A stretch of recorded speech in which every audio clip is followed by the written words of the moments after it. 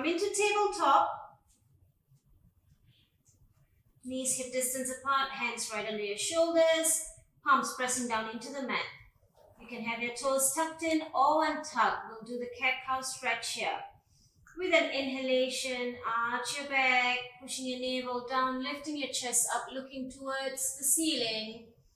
With an exhalation, roll in, rounding your back, look towards your navel. Inhale out, looking up. Keep your shoulders straight. Exhale, roll in, rounding your back. Inhale out. Exhale, roll in. Inhale out. Exhale, roll in. This is really good for massaging your internal organs, massaging your spine, your back.